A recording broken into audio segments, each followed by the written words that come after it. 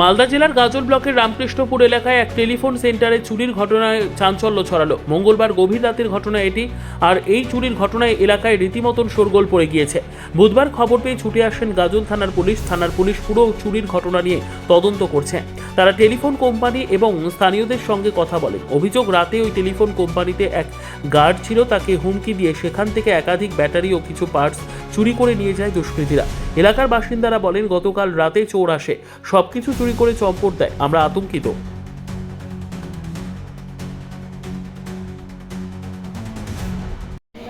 এই জায়গাটা হচ্ছে গ্রাম কৃষ্ণপুর, পিএস গাজল, মালদা।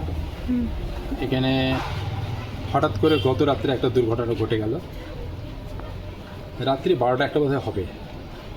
ওই সময়তে একদল ডাকাত আসে এবং সে এইখানে যে কর্মী ছিল, একটা গার্ডের কর্মী ছিল এই ফোন অফিসের, সেখানে তাকে হাত পা বেঁধে তাকে দু এক থাপ্পড় মেরেছে। তারপরে গুলি বন্দুক পিস্তল ধরে ওকে ভয় দেখিয়ে কোনো চালাবাল করতে মানা করেছে, দিয়ে ওকে ধরে বেঁধে রেখেছে একজন। আর বাকি সব ওই ঘরে গিয়ে সব ব্যাটারি নিয়ে খুলে নিয়ে সব আউট করে নিয়ে চলে গেছে। 24টা নতুন ব্যাটারি, 24টা পুরোনো ব্যাটারি, 48 ব্যাটারি নিয়ে চলে গেছে। টেলিফোন এসে টেলিফোন স্ট্যান্ডের ভিতর থেকে ব্যাটারি 49টা ব্যাটারি এখান থেকে চুরি হয়েছে রাত্রে। পুলিশ প্রশাসনের মধ্যে দেখছি আমরা, ওরা তদন্ত করছে, এখন দেখবে। বললেই ভালো, তাই না? দুপুরে আমাদের টেলিফোন এক্সচেঞ্জ আছে বিএসএনএল, ওখানে 2 সেট ব্যাটারি চুরি হয়েছে গতকাল রাত্রেবেলা। ওই জন্য পুলিশ এসছে এখানে ইনভেস্টিগেটিং করার জন্য।